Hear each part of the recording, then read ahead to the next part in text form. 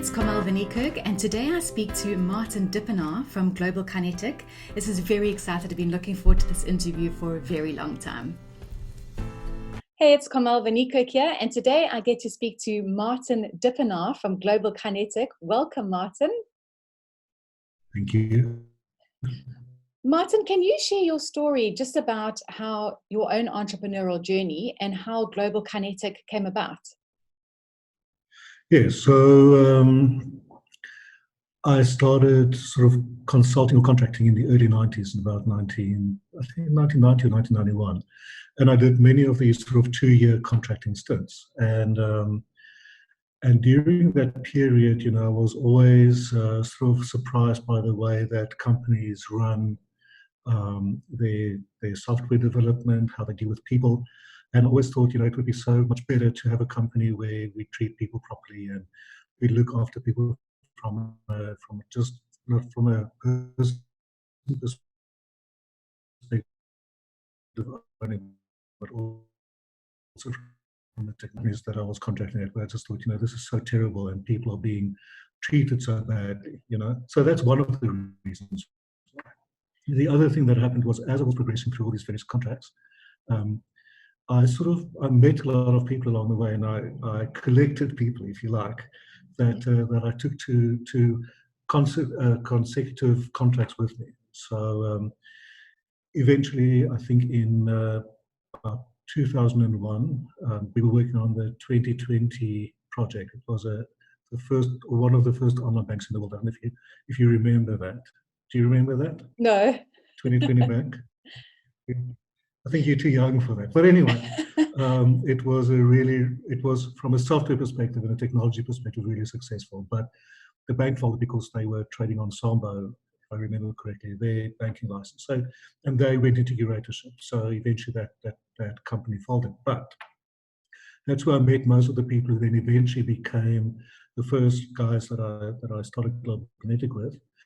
And then who also now are basically the shareholders of the business. But what had happened at that point as well is we started using a process called extreme programming, which sort of scared a lot of companies because of the name. But it was basically Scrum and Agile, or the beginnings of Scrum and Agile. So we started with that in around 2001, 2002. And the combination of that and the fact that I've always wanted to create something that would be a good home for people, where people can hone their skills and enjoy their development life as such, sort of came together for me to create Global Kinetic in 2005. I think we were 5 initially. I think the most that we've been has been about 140 or 150 thereabouts. So there's a lot I can tell you between when what happens when you're 5 people and when you're 150 people. I'd love to know. I'd love to know. Yeah, so in the bigger scheme of things, I mean, for big companies, like the banks that we work with, normally 150 actually isn't that much. But for us, for a consulting company, 150 is quite big. And I think that's pretty large for a South African consulting company. But nevertheless, so we started with a very small little project with our first client. And then we were introduced to another client who turned out to be a 10-year-long client. Wow. So that was a really good client for us to have. And as we were progressing, initially it was really, really slow. When you have a small company and you've got 5 people or 8 people or 10 people working in the company, it's really difficult to go out and, let's say, to make new business and so on, because everybody basically has to have an income coming in at that point. So what you find is that also as the CEO of the company, you have to do so many different things. Not only do you have to, in my case, I had to program to, for us to have an income for me as well in the business.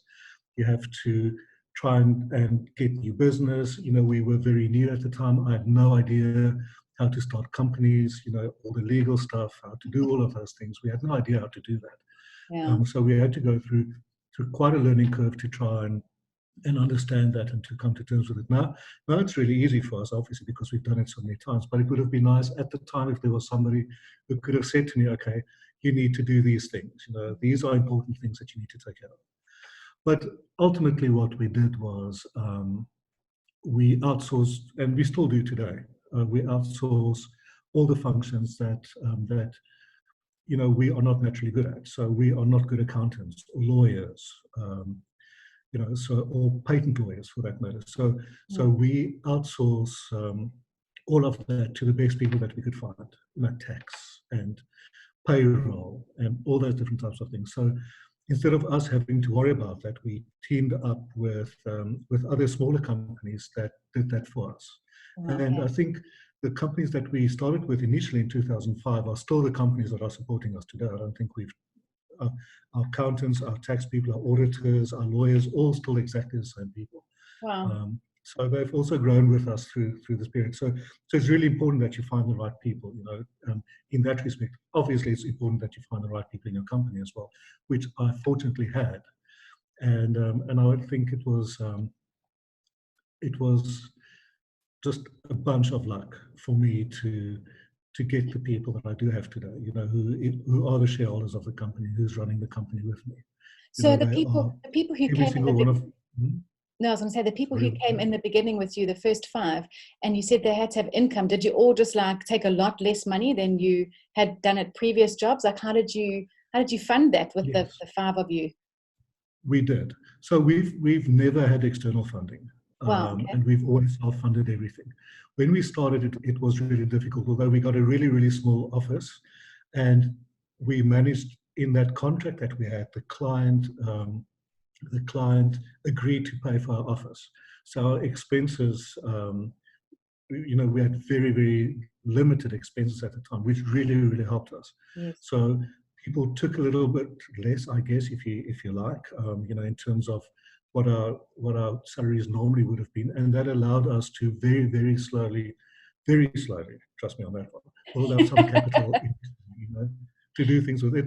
And it took a couple of years. It took, I don't know, probably 4 years before we sort of really started progressing and being able to sort of get more clients on board, because it's when you're that small, scalability is really, really one of the most difficult things for you to do. And it's got to do with getting more clients, getting more people, your confidence in yourself to actually do that and to sort of employ people.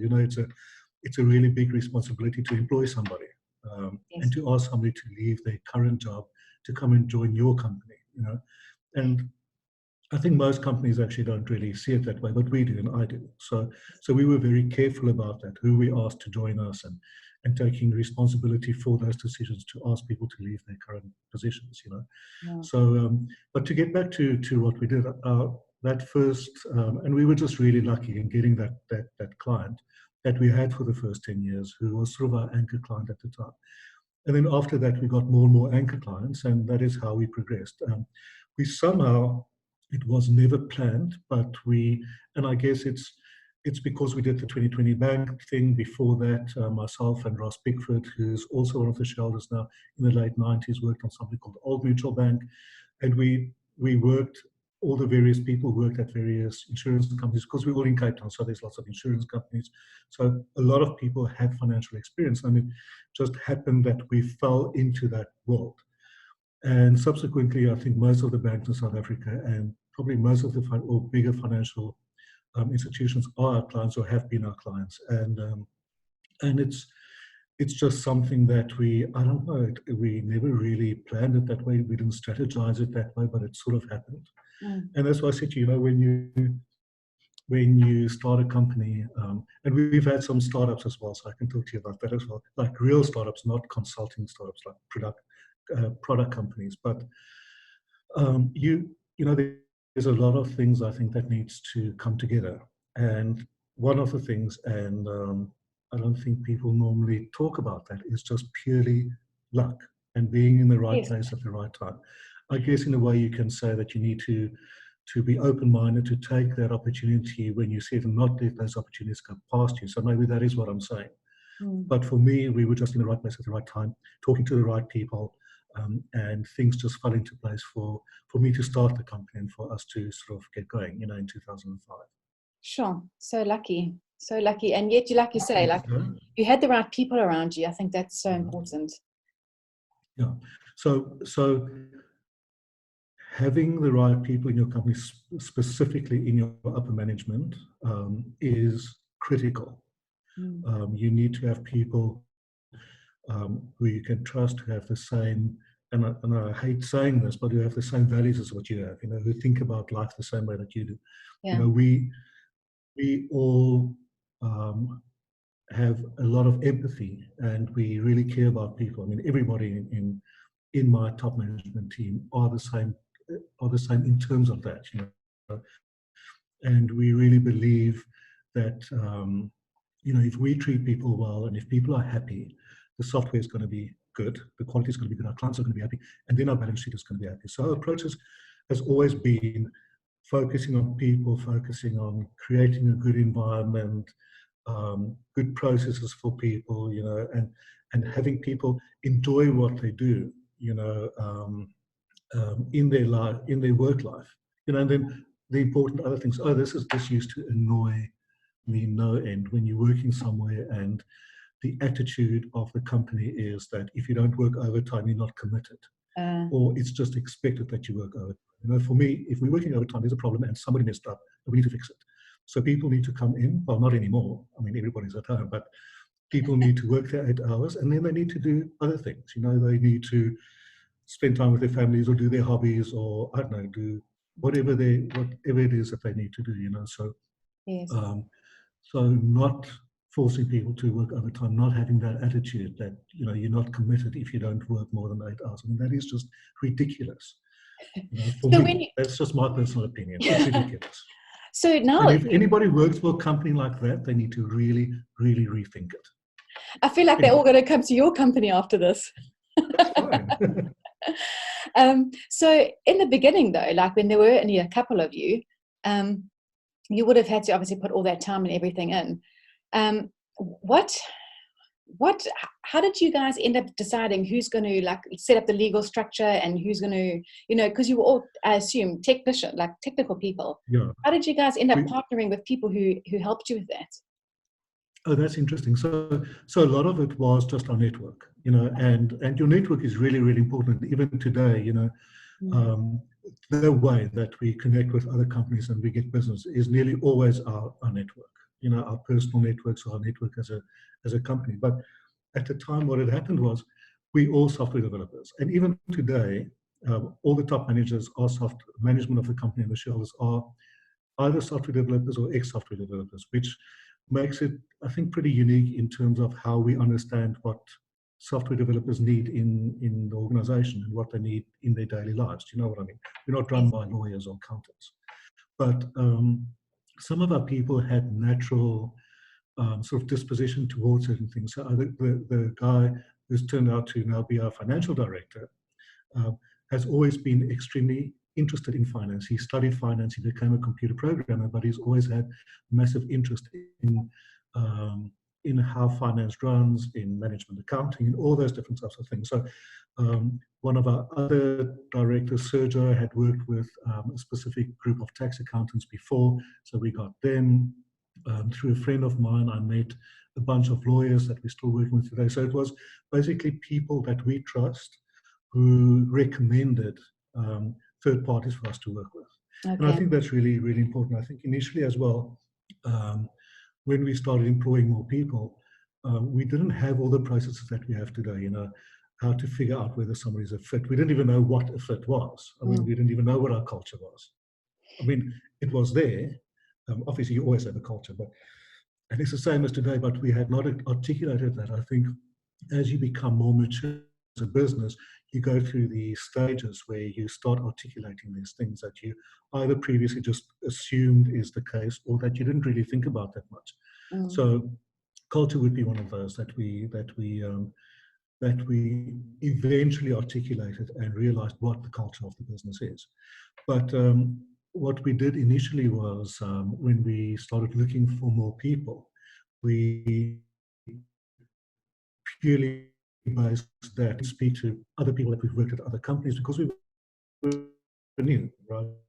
So we still had a very strong relationship with lots of other developers, and we would say things like, who do you think is the best person to come help us with a specific, I don't know, piece of work or project or whatever.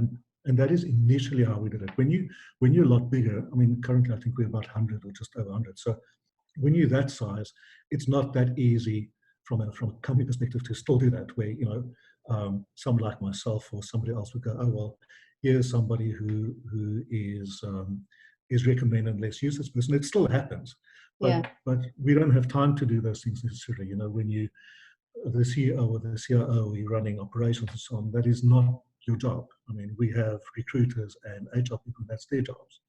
Yeah. So subsequently, we have a lot of processes in place that we also, we had to learn how to do these things, and we made lots of mistakes, and that's fine. And then we change things if something doesn't work. We give something a bash, and if it doesn't work, then we change it. Or if somebody comes up with an idea, we try it. If it works, we continue with that. And this goes throughout the process of the business, also the software development.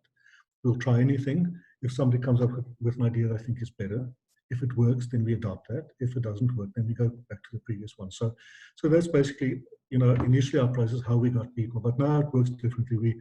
We're more sort of organized. We have recruiters. We have very specific tests that people need to do. We have ways that we determine whether somebody is going to be, sort of living the values that we share, as a business, because that's really important that people are in tune with what we do. Yeah. If you have somebody, and I'm not saying, we like to have diverse people. We have introverts and extroverts, and we have people of all different types that you can imagine. But what I'm saying is sometimes some individuals just do not fit in with a specific culture, or they need a different culture. They need maybe something. So we have a culture that's built around empathy, that's very caring. We care about the people, our clients. It's that whole idea that we are respectful and we're here to make the world better in our little way, however we're going to do that, and be nice to people. So other people may not have that as their priority. They may have, I don't know, they want to advance their careers and they don't really care who they destroy in the process of doing that. Now, those people generally would not fit in well with us. Okay. So we now figure out, sort of, is this the right person for us? And when you are talking about your clients, when you had you've got lots of clients now, how did you identify who was your exact ideal client when you first started, and has it changed at all? Okay, we had no idea at the time. I mean, there's so much to think about. Strategy and planning necessarily on the level that we do now. When we were a year old or 6 months old, it just doesn't happen at that point, because you're trying to do the minimum that you need. You need to create a company. You need to not go to jail, for doing something accidentally fraudulent, So those are the type of, we never, I think if you have a product company, it's different. But as a consulting company, who's our client and exactly, I mean, we would have taken anybody who wanted to work with us at the time. We would have just taken that. To be able to get out of the starting blocks. Fortunately, our first client was a really, really good client. And actually really looked after us very well, paid us on time. We never had issues with the money coming into the business.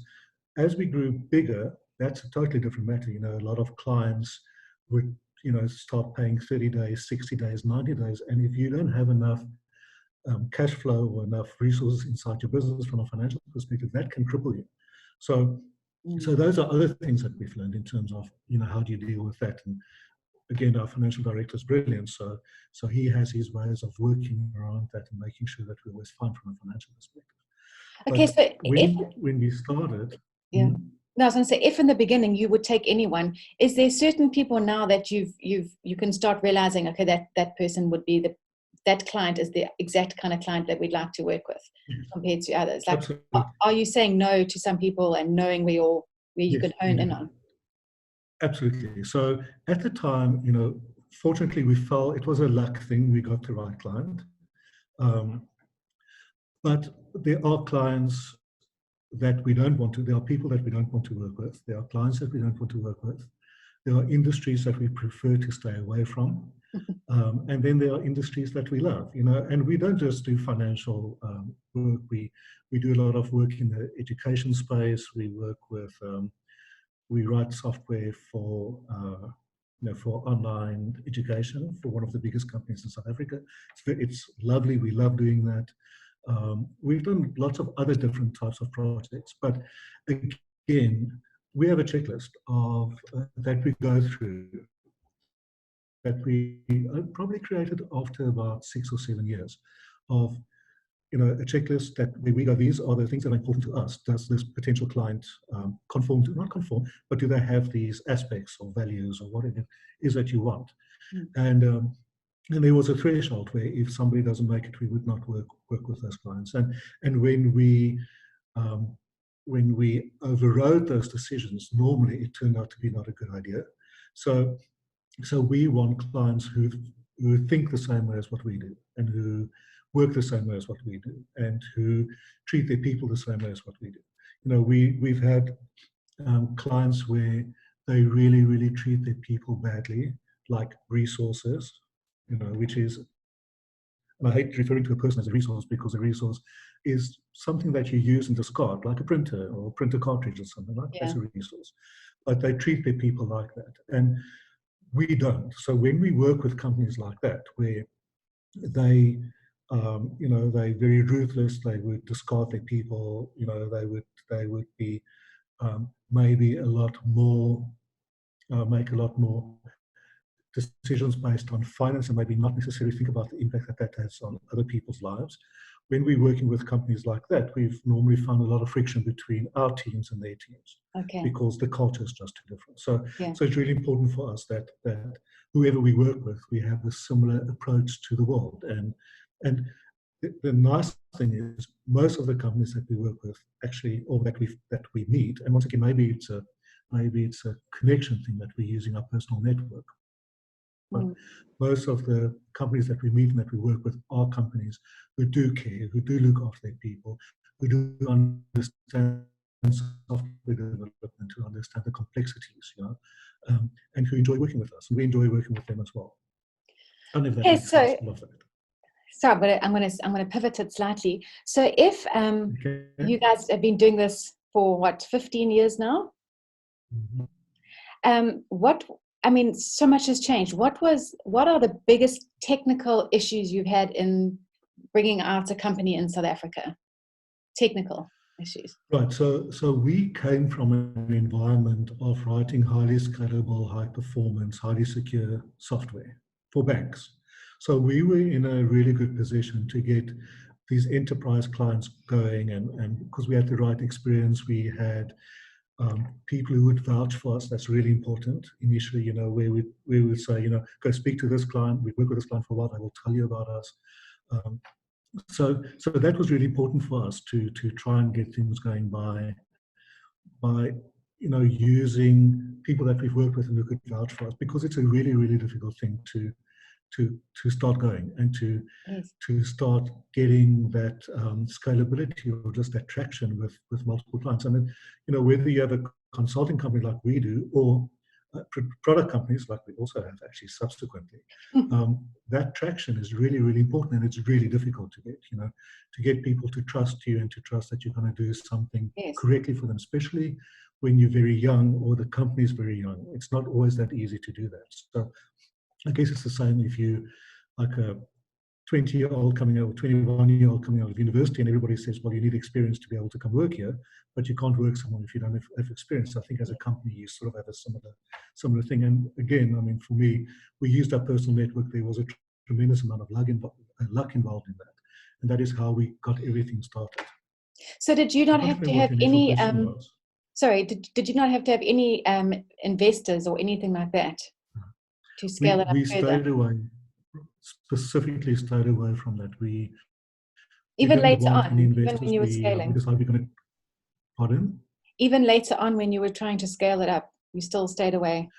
Yeah, yes, because at that point, so initially, we made the decision that we're not going to get investors, because we were going to grow just organically and get more clients. So I guess if we got a big investor, we could have accelerated our growth path dramatically, but we chose not to do that, because we've never really been that focused on making money as such. I know it's a business and we make money, and that's fine, but that wasn't our main focus. I mean, our main focus was never to be to maximize the money by paying people the least that we can, and getting the most out of our clients from a financial perspective that we can. That was never our approach. So it took us longer. I guess if we had a big investor at the time, it would have helped. But then getting an investor when you're 1 or 2 years old, um, as a consulting company versus a product company, is also a really, really difficult thing to do. Although we never really looked at doing that. So we just grew very slowly, and we were very sort of careful with the money in the business. So we never just, I don't know, took money out and did also sort of extravagant things. We were very prudent. All the money went back into the business. For the first, I don't know, 12 years, we never took bonuses for ourselves or anything like that. It was just our salaries, and all the money goes back into the business, and we're using all the money to build a business with. So we've never really got investment from Global Kinetic. So if in the beginning, when you were using your own money and everything, what were like the biggest pitfalls you had trying to launch your consultancy business and your product also? What's that? And also the product that you now are launching. How? Oh, the product. Yeah. So we have two product companies that's about 3 years old, and it's difficult, creating a product, getting traction, getting investment, because for those we've been looking for investment is a really, really difficult thing to do.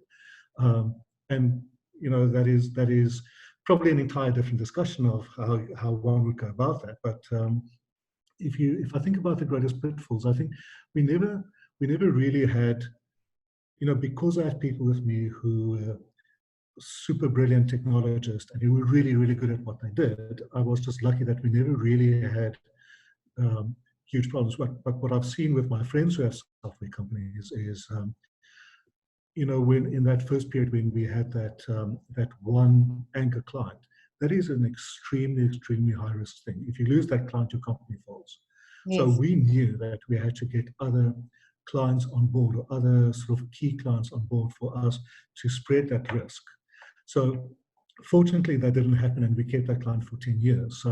So that was just, I would like to think that we did good work for them, but that was just luck, right? That they kept us going. We did good work for them, and they kept using us. But other companies that I've looked at that tried this, the consulting company route, they lose their main client in, let's say, after a year or two, and the company effectively falls because there's no other clients, and it's really, really difficult to, if you don't have those clients at that point, to get the new one. So we were just fortunate that we were able to sort of stack, more and more key clients up before that type of thing happens. Subsequently, we've had situations where we've stopped working with clients and so on, and now it's a lot easier because we have lots of clients, and we get new clients all the time. So when we stop working with somebody, it's fine. And the interesting thing is, most of our clients we've had for years. We don't really have clients for 3 months or 6 months. We have clients for 5 years, 10 years, that type of thing. But that's just a luck thing as far as I'm concerned. When you're looking at product companies, getting investment in product companies is a really, really difficult thing to do. You need to have so many boxes ticked with those investors. And when you're a young person, you don't really know what that is necessarily. But there are a lot of people on the net, and you can look on LinkedIn, and you can look for articles where people will give you an idea of why, as a startup, you would not get funding. There's really important things, more than the product, the team, the industry, how big the industry is, what the product is. All those different types of things are really, really important when doing investment. And probably the team composition is probably what investors look at first. So in our experience, there's two things that happen. Either if you're looking for investment, investors are going to look at the team, the industry, then the product, etc. Or you have to have a lot of traction. So if you have a lot of, let's say you have an online, you've got some online tool, let's say, or some online product, and you have 100,000 downloads and 100,000 people using that on a regularly on a Software monthly service. basis, Yeah. then your chances of getting an investor is massive. So, and it's once again, it's a catch-22 situation. It's really difficult to get to that point where you have that traction without having the money to get that traction. Yes. We're fortunate in that we first built up, cash reserves and knowledge around business before we started working on our products. So that's different. If we had to do that when I was 25 years old or maybe 22 years old, it would have been a totally different matter. Yeah. And the thing is, the information is out there. People who want to get investment or people who want to create there's a lot of people who will help. People are welcome to contact me on LinkedIn. I will help. I can always point people in the right direction in terms of go read these articles because they contain the information that you need to know, Yeah. and that you need to think about. We all, when we're younger, we are all, and sometimes older, we're all very naive in terms of, oh, we're going to write this and then we're going to get millions of people using it. We're going to sell it to Google for $1 billion and so on. And even though that happens, generally it doesn't. Okay, so you need to be more practical, and you need to look at what is it that you're trying to achieve. How do you make yourself most attractive to an investor if you are going the investment route? How do you do that? If you're going to go maybe the attraction route, how are you going to do that? How do you get your product out? How do you get that MVP going? That minimum product that you can get out. There's so many pitfalls along the way in those areas that it's actually a really, really difficult thing to do. It is, yeah. So if you had to give one piece of advice for someone who was releasing software as a service or an app, like in your product company now that you've got, what would it be? If you could just tell them one thing that you've learned that could just accelerate their growth or their learning. Oh, there isn't one thing. Okay, so, give us two. I mean, there's the normal things, right? You need to believe in yourself and your product. You need to be visionary in terms of your product. You need to be confident that your product is going to do what you think it's going to do. And yes, there's an element of confidence in there, but there's also an element of you need to do your homework and you need to make sure, is this a niche in the market that you can go after? I mean, it's pointless doing something when there's already 20, 30 massive businesses in the world that does that. Yes. But if you can do something different, if you do something that's going to change an industry and I hate saying this word, be a disruptor, okay, then you're on the right path. But one piece of advice, the thing is, I would say, just surround yourself with really, really good people who think the way that you do and who are trustworthy. I would say that is probably getting that team composition right, I think, is probably the most important thing that you want to do. When you bring people into the company, specifically initially the first, I would say 5 or 10 people, those people need to think about things in the same way, need to have the same vision, need to have the same drive towards the same goal. So yes, definitely the people that you surround yourself with, that is the most important thing. Okay. I think. Now that I've thought about it for 5 minutes. Yeah. So people, and you've got to really believe in your product. I think so. I mean, and your product's got to obviously solve a big issue.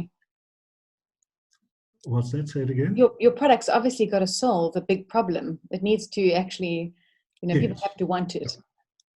Yeah, and normally that is what happens. I mean, in my experience, when somebody has a problem and then they try and find a solution for that problem, and other people also have that problem, and that solution can be used for multiple people who have the same problem, that is a really, really useful thing to do. Yes. If what I find is if people just sit and they go, okay, well, let's think of the next thing that we can build or the next product that we can create. That can work. I'm not saying that won't work, but I think when something comes from a need, the probability that other people have that need is really, really, really high. And when there's a need in the world or in the market, then your chances of success, I think, is really high. When you're just trying to think something up and it's not really something that you feel passionate about, or it's not really something that's your thing, I think it can work, but I think the chances are not as great as if it's something that you really feel strongly about. Yeah, yeah. Well, that's really good.